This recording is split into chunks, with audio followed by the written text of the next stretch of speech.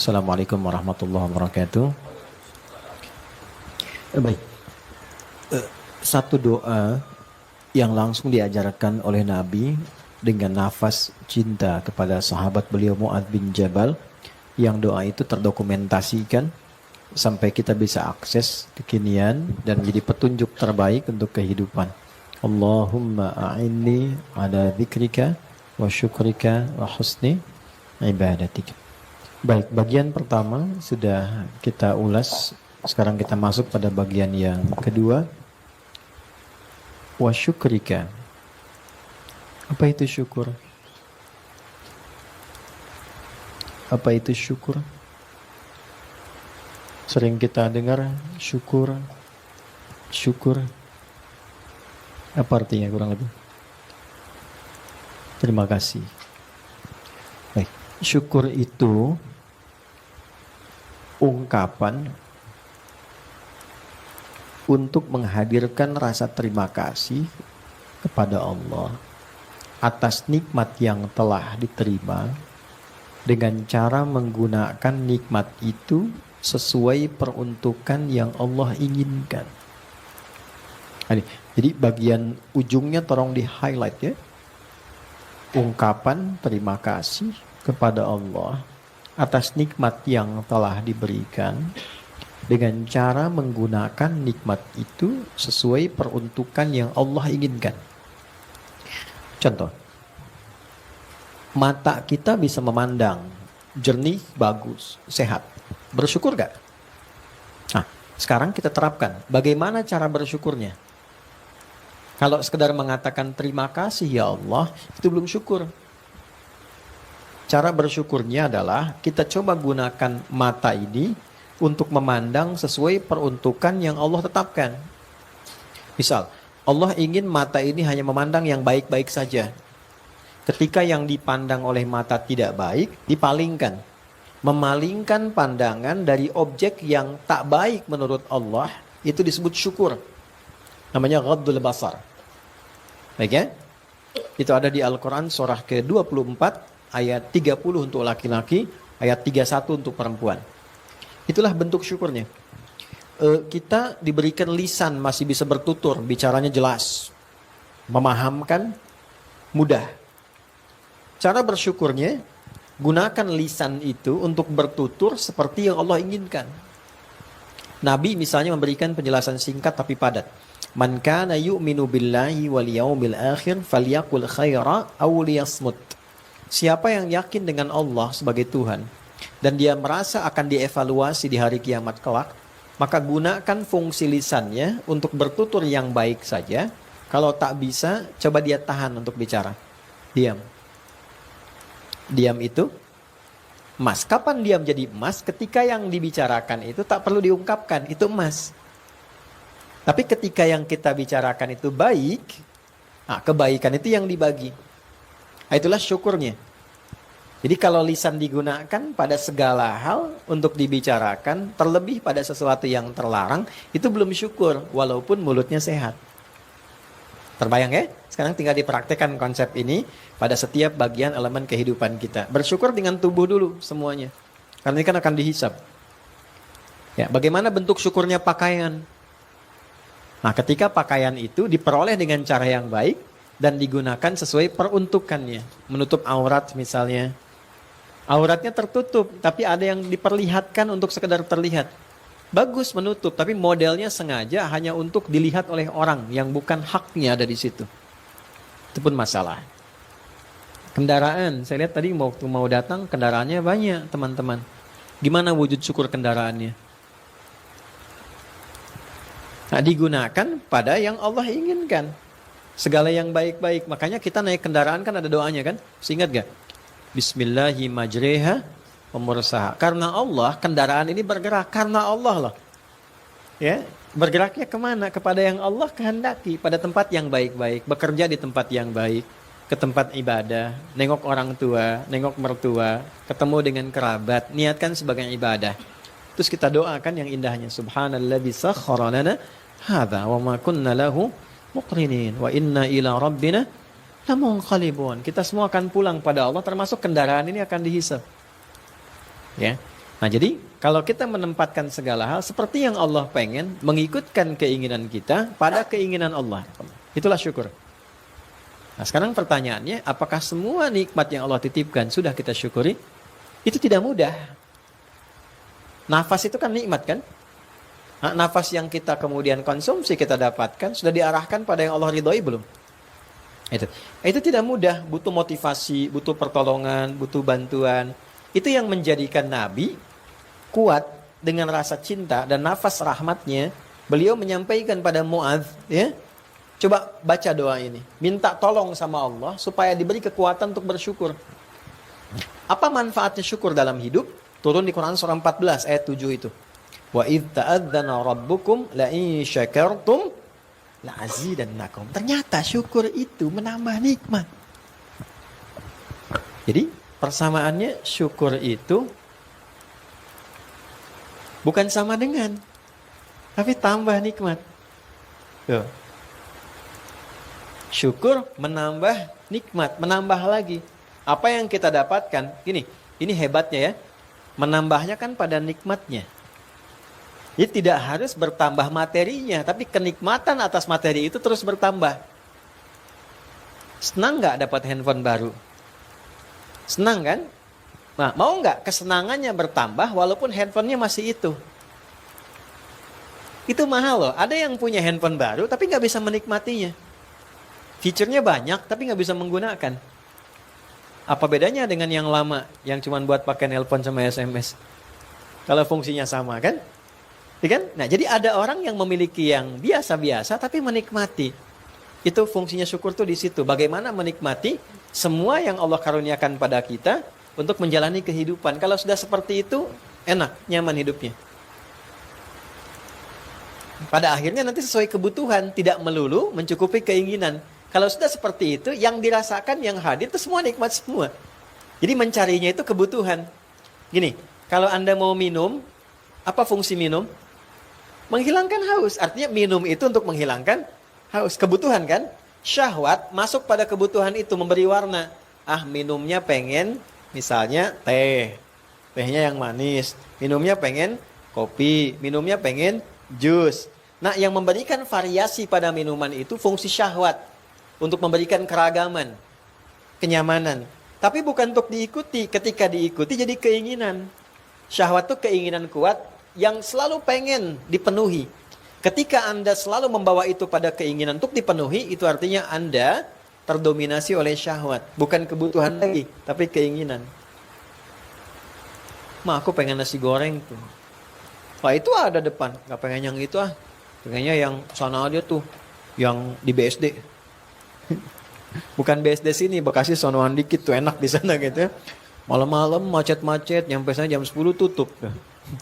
Ya, itu artinya syahwat, didominasi keinginan. Ada orang-orang yang ketika syukurnya bertambah, kenikmatannya datang terus gitu. Alhamdulillah. Jadi nggak sibuk, nggak capek, nggak lelah. Ketika diberikan yang baru pun kenikmatannya bertambah lagi. Nah, itulah syukur. Jadi bersyukur itu memberikan kelapangan pada jiwa sehingga menikmati setiap keadaan yang ada. Semua netral. Semuanya netral. Netral itu artinya nikmat aja, apa aja nikmat. Ya. Makan pakai sambal, nikmat. Pakai ayam, apalagi gitu kan. Nah, dan yang lainnya. Demikian, ini yang kedua. Nah, jadi diupayakan setiap selesai sholat minta pada bagian yang kedua itu. Kadang-kadang kita menuntut sesuatu yang baru, yang lama belum dipakai ibadah. Coba pulang ke rumah ya, teman-teman buka koleksi lemari pakaiannya tuh. Ada yang belum pernah dipakai sholat nggak? Kan dihisab. Kendaraannya pernah dipakai ngantar ke masjid nggak? Untuk menunaikan sholat, kajian, alhamdulillah.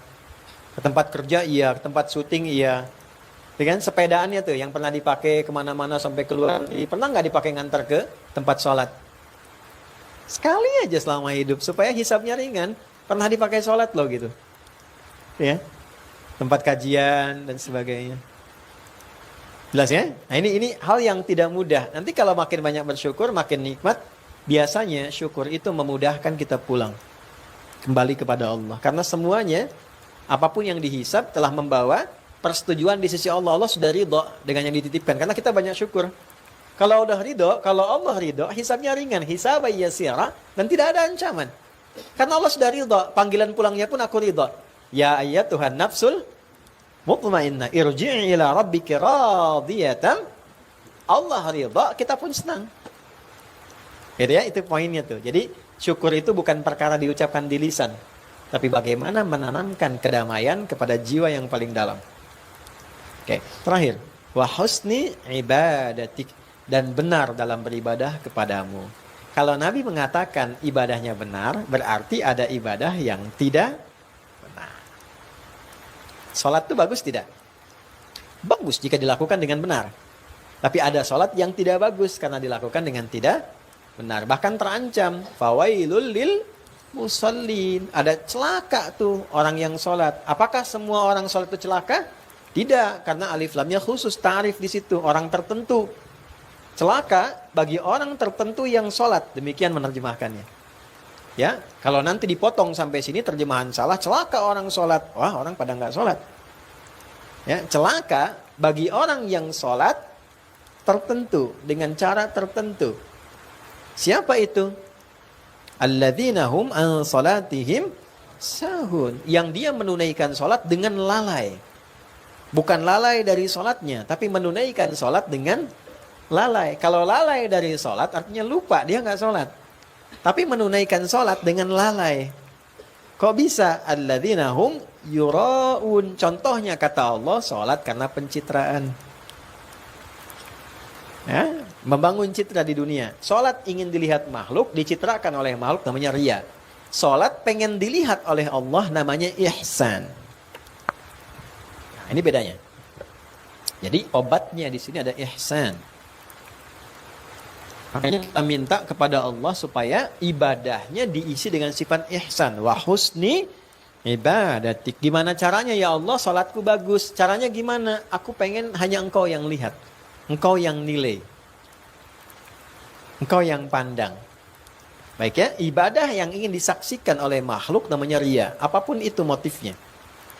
Alladzina hum yura'un, yaitu orang yang sholatnya hanya ingin dipandang makhluk. Pencitraannya pada makhluk.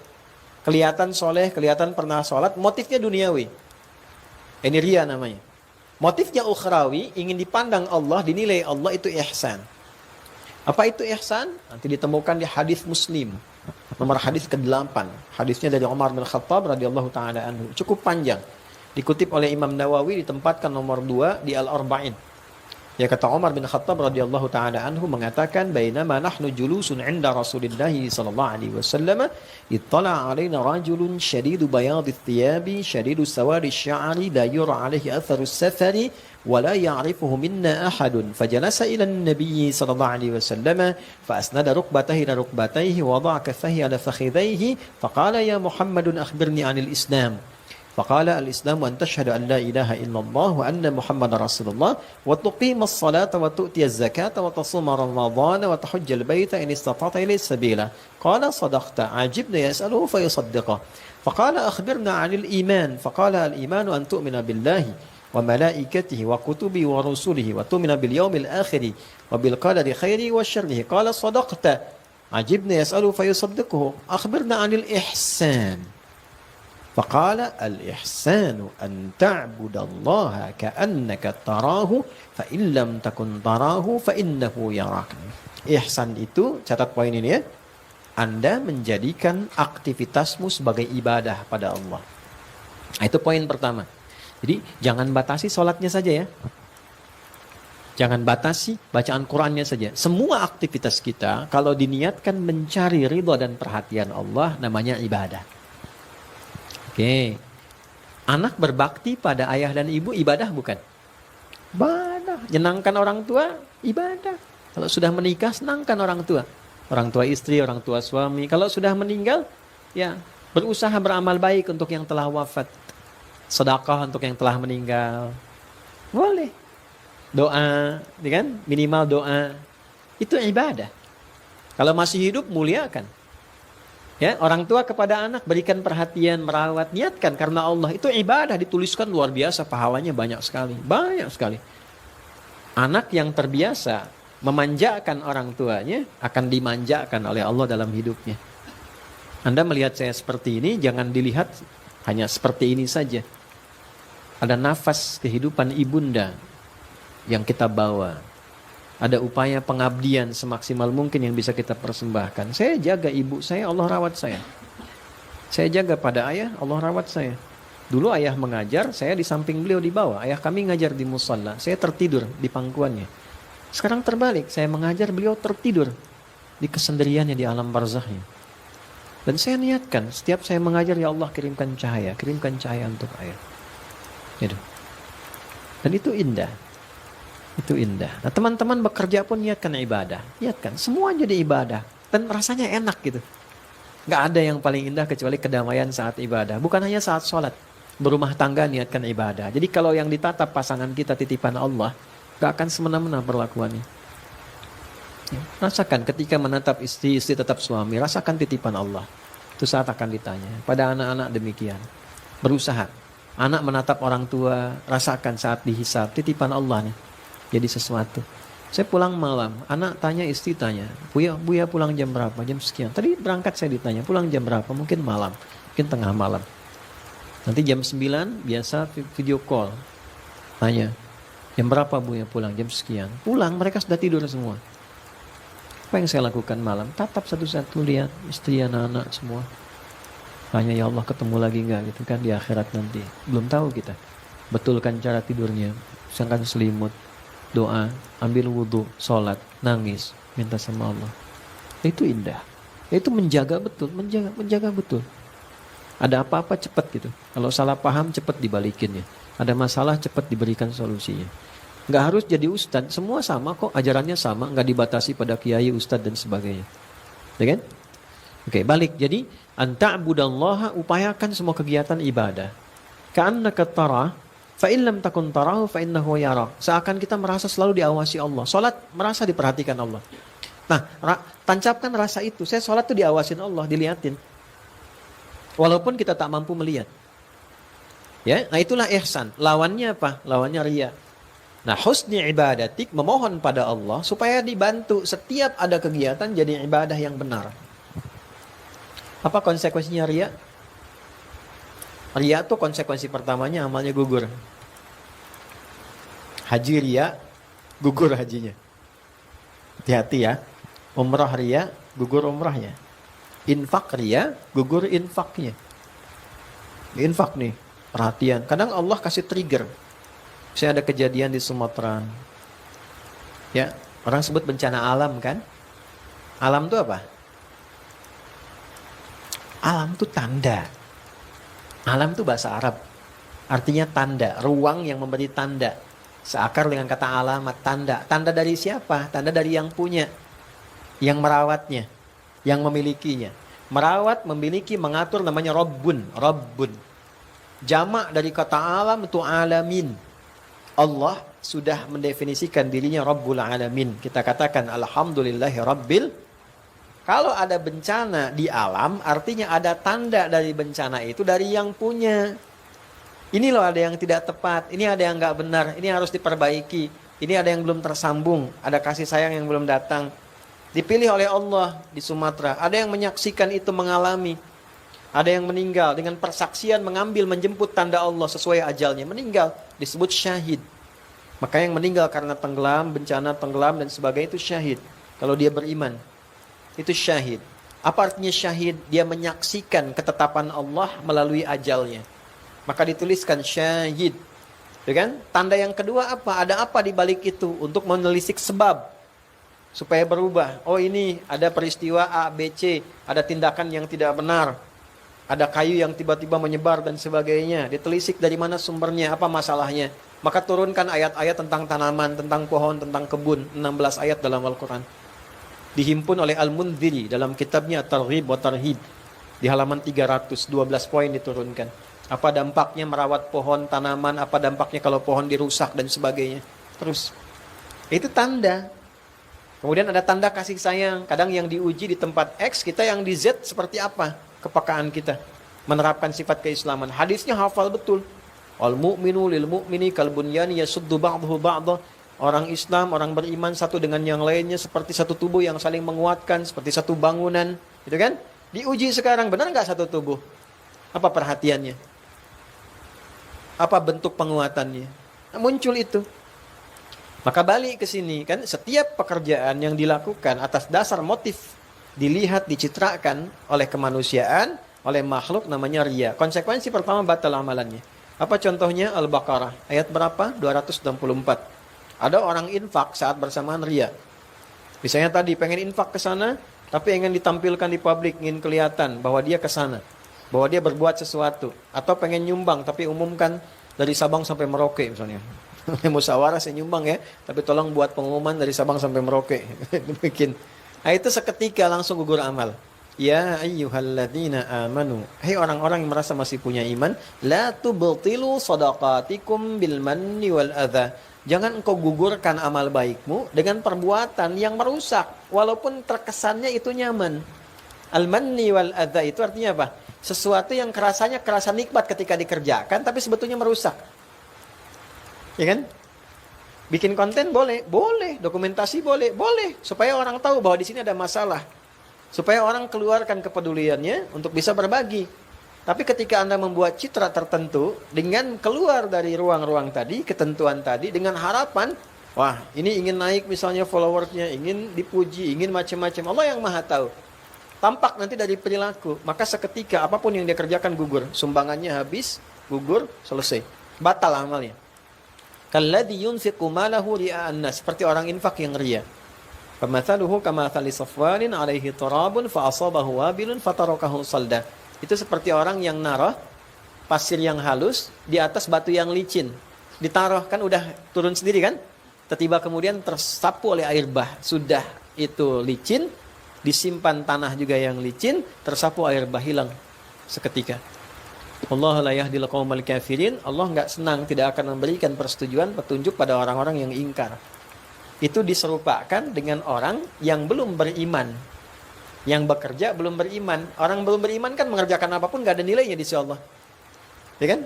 Nah, itu ditanya balik, kamu kok kayak orang belum beriman aja? Kan sudah beriman, imanmu jadi pembeda. Itulah husna ibadah. Jadi kalau sudah husna ibadah, posisinya ditarik ke rumah tangga. Jadi istri pasti istri yang baik. Jadi suami pasti suami yang benar. Jadi anak pasti anak yang saleh. Karena husna ibadatik semua dikerjakan karena Allah. Nanti tinggal dikeluarkan ayat-ayat di Quran terkait dengan rumah tangga. Yang rumah apa, yang tangga apa, gabungkan. Tiada surat apa, ayat berapa dan sebagainya. Wah enak kalau ngaji itu enak. Biasakan ya di rumah ambil satu ayat gitu. Sama istri baca, ya sama anak-anak. Terus lomba hafalan misalnya kalau ingin sedikit, ya agak suasana lebih ceria dan seterusnya. Baik, ini teman-teman sekalian 3 bagian dalam satu doa. Allahumma a'inni ala dzikrika wa syukrika wa husni. Rasa ringan di lisan tapi begitu berat dalam timbangan dan bermanfaat dalam amalan.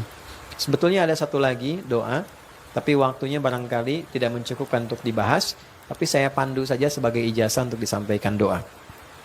Allahumma inni a'udzubika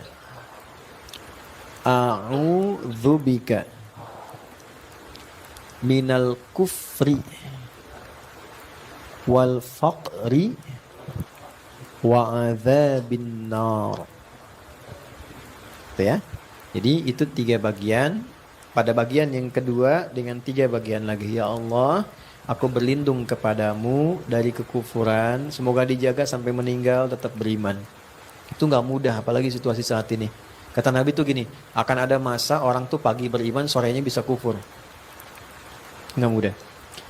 Faqri, kebutuhan yang sangat sampai membuat rela mengorbankan apapun demi kebutuhan itu bahaya. Ya, hati-hati. Ketergantungan akan kebutuhan, misalnya sesuatu, rela melepas kehormatan, hati-hati. Rela melepas keimanan, hati-hati. Baru dikasih angin surga, pindah agama. Ya. Melamar pekerjaan karena kebutuhan motif tertentu, tiba-tiba meninggalkan sholat atau bahkan meninggalkan agama, hati-hati. Yang terakhir, adzabil qabri, dunianya aman, tapi kan alam kuburnya belum tentu. Setelah dari dunia kan ke alam kubur kan. Nah, jadi kita minta perlindungan. Kalau aman di dunia, aman di kubur, pasti aman akhirat. Ya, kata Imam Al-Ghazali dalam Ihya itu gini, Orang itu tidurnya gimana bangunnya, dan orang bangun gimana tidurnya. Orang tidur gimana bangunnya. Anda bermimpi kan, yang dibawa dalam mimpi aktivitas saat bangun kan. Beraktivitas sekarang tiba-tiba mimpi, ke bawah lagi suasana gini. Karena kepikiran yang saat bangun terbawa dalam tidur. Orang bangun gimana tidurnya. Saat bangun kan kita kepikiran dalam mimpi tadi, dalam tidur. Itu yang dibawa kan. Demikian hidup juga begitu. Alam kubur, gimana kita bangunnya sekarang di dunia. Bangun dari kubur, gimana situasi kuburnya. Kalau kita sekarang baik, di kuburnya baik. Kalau di kuburnya baik, pasti dibangkitkannya pun dalam keadaan yang baik. Itu yang dimaksud Quran surah 19 di ayat ke-15. Wassalamun alaihi yawma wulida wa yawma yamutu wa yawma yub'atsu hayya. Hidup ideal itu nikmat, nyaman, tentram, sukses, bahagia di dunianya. Di alam kuburnya demikian, dan di akhirat pun dibangkitkan dalam keadaan bahagia yang sempurna.